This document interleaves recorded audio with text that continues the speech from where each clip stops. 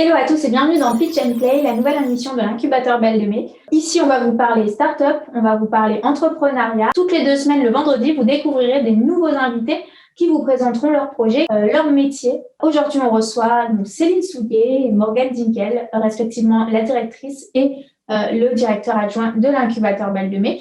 Ils nous font l'honneur de répondre à nos questions. Je leur laisse la parole. Bonjour Céline. Bonjour Morgane, merci à tous les deux d'être avec nous pour cet épisode. Céline, directrice de l'incubateur, et tu y travailles depuis 15 ans. Alors, c'est simple, l'incubateur Belle de Mai, c'est une structure d'accompagnement à la création d'entreprises innovantes dans le domaine du numérique, du digital et des technologies pour les médias. En gros, l'idée, c'est d'apporter un accompagnement à la fois humain, financier et aussi en termes d'hébergement. C'était très précis. Là, tu as une efficacité, tu m'as mis la pression. Morgane, toi, tu es le directeur adjoint de l'incubateur et tu travailles ici depuis 12 ans. Ça veut dire accompagner des entrepreneurs et des jeunes entreprises innovantes de leur idée jusqu'à la structuration de leur projet et aussi jusqu'à leur premier denier, leur premier chiffre d'affaires et leur première levée de fonds. On les accompagne vraiment sur tout un cycle de vie qui correspond à peu près à 18 mois, 24 mois environ. On appelle cette phase d'incubation pour venir après les lancer sur le marché et venir éprouver leur technologie et leurs nouveaux services. L'incubateur va plutôt accompagner des porteurs de projets qui vont créer des entreprises innovantes. Donc d'abord, la première étape, ça va être de sélectionner les meilleurs projets, ceux qui ont un avantage, une différenciation par rapport à leur recherche et leur développement, leur R&D. Dans les incubateurs publics, ce qu'on dit incubateurs publics, en fait, ils ne sont pas fonctionnaires ou quoi que ce soit. Ce sont souvent des institutions privées qui vont être financées par les collectivités, par l'État, ou par la ville, la région, etc. Alors qu'un incubateur privé va plutôt être financé par une entreprise privée qui va, à travers cet incubateur, peut-être faire de l'open innovation ou faire de la R&D externalisée, comme on peut dire. Alors, il y a des incubateurs, qu'ils soient privés ou publics, qui vont avoir des modèles économiques très différents. Certains vont effectivement prendre des participations, que ce soit des incubateurs publics ou privés, vont peut-être prendre des participations dans les entreprises. En ce qui concerne l'incubateur Belle de Mai, c'est pas le cas. Pas de prise de participation. Le chef d'entreprise reste à 100% propriétaire de sa société et de son capital. Les prochaines dates pour l'incubation, c'est le 7 avril 2021 et la manufacture, c'est le 14 avril 2021. Moi, j'ai quasiment rien dit. Elle a tout pris. Est-ce que tu as un projet à nous présenter ? On a eu 4 beaux succès. On a eu 4 belles actus dernièrement quand même au niveau de nos projets qui ont été surtout autour des levées de fonds. La première, c'était Sportall en fin décembre 2020.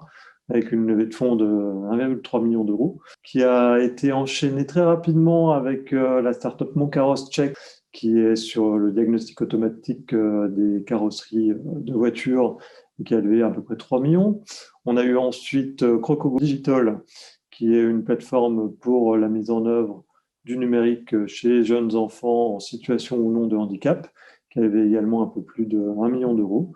Et la dernière, toute récente, toute fraîche, c'est Nothing to Install qui a intégré le programme d'accélération MyTF1 Group, ou TF1 Group tout simplement, et qui va bientôt annoncer une levée de fonds d'un peu plus d'1 million d'euros.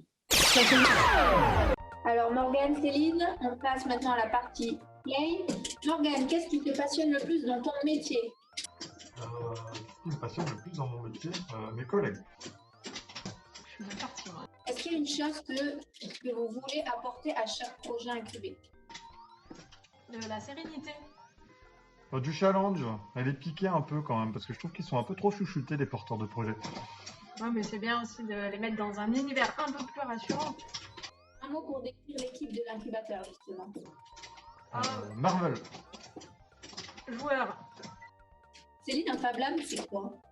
Alors, c'est un lieu où on va pouvoir prototyper, faire des objets physiques en utilisant des technologies numériques. Est-ce que tu sais quelle est la dernière chose qui a été imprimée à l'incubateur ? Certainement un Pikachu. Exact. Le prototypage, est-ce que, Morgane, tu penses que c'est un passage important pour les incubés ? Oui. Si ce n'est indispensable. C'est complètement indispensable. Morgane, le cours du Bitcoin ? Là, il doit être à $48. Ah non, perdu. Quel est le dernier projet incubé en date? POXL? Morgane, quel est le projet qui t'a le plus marqué à l'incubateur Belle de Mai? La question elle est compliquée, il y en a plein qui m'ont marqué. Le premier, ça a été ASAP Spot Data Observer par Franck Avenel. Ensuite, il y a eu Kix de Laurent Enoch.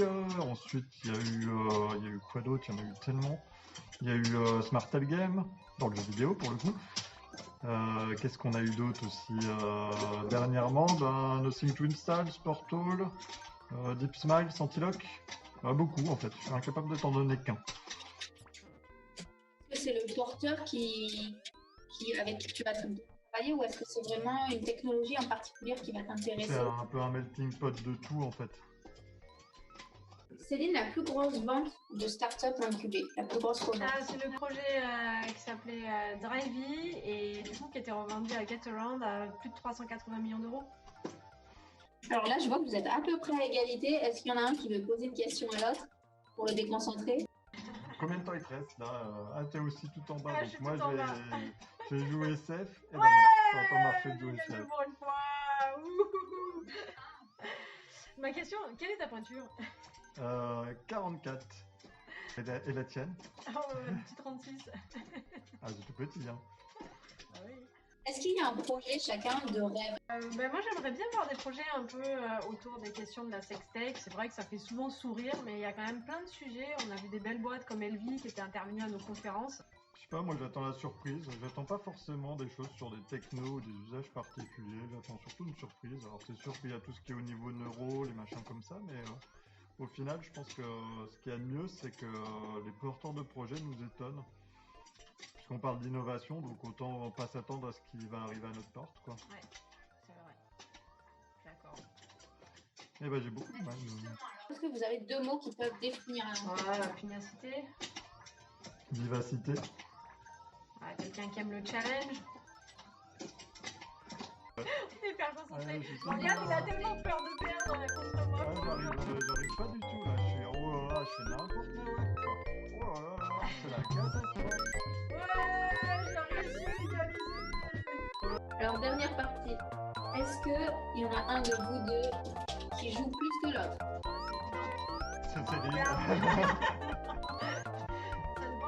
Ça dépend, je vois quoi. C'est quoi justement? C'est quoi ton jeu préféré, Morgane? C'est quoi ton jeu préféré, Céline? Moi, je voudrais bien commencer The Witcher. Je pense que c'est un jeu très bien, mais je l'ai pas encore touché. Mon jeu préféré, pour le jeu auquel j'ai le plus joué ces dernières années, c'était Pokémon Go, donc ça reste quand même très simple. Hein.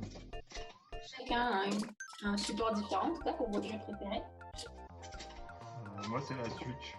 Après la console. La Switch, c'est vraiment top. Le côté portable, salon, quand même pas mal. Ah zut. Est-ce qu'il y a un conseil que vous répétez à chaque entrepreneur qui se lance? Mets des fonds propres, mets des fonds propres.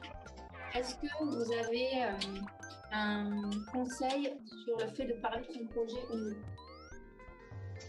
Bah oui, faut en parler. Faut avoir confiance, surtout les structures d'accompagnement sont faites pour garder le secret. Oh là là, mais c'est une catastrophe. Je vais encore perdre. Ah, j'ai gagné. Tu vois, Morgane, t'avais une boule rouge, je pense que ça aurait pu passer, C'est une cata. Tiens, le bouton A et B, Céline, sur la Nintendo Switch, c'est où? Je ne sais pas. En parlant des boutons, c'est les boutons de la Play. C'est quoi les boutons de la Play? 3, carré, rond, losange, triangle. Triangle. Ah, en parlant de foot avec l'OM, quel grand club. On n'enlèvera pas que c'est là. Ouais. Quand? Je me souviens de la veste des 20 ans de l'incubateur que portait Céline, avec un gros logo Alléluia. Ah bah oui, avec une entreprise Caporal, qui est une entreprise marseillaise. J'ai fait corporate. Hop. Est-ce qu'il y a un entrepreneur que vous admirez, pas forcément un incubé? De quoi, pardon? Attends, il y a 3-3 là, c'est dur là. Est-ce qu'il y a un entrepreneur que vous admirez en particulier? Après, les cas classiques avec Elon Musk et tout Tricanti, mais quoi de. Je sais pas. Moi j'admire plus les projets qu'on accompagne qui partent des fois de vraiment rien du tout. Ouais. C'est quoi les difficultés que vous observez le plus souvent chez les projets? Le manque de temps. Bah, du coup, ils ont tellement de choses à faire que c'est toujours compliqué de réussir à tout faire. Et je suis en train de perdre. Et là, il y a de la triche. La manette ne marche plus. Si, elle marche. C'est pourri ce jeu. Oh, c'était chaud quand même. Oh. Et bien voilà, donc on ne les arrête plus, hein, on va les laisser jouer encore un instant. Donc, merci beaucoup et puis je vous dis bye bye. Hein.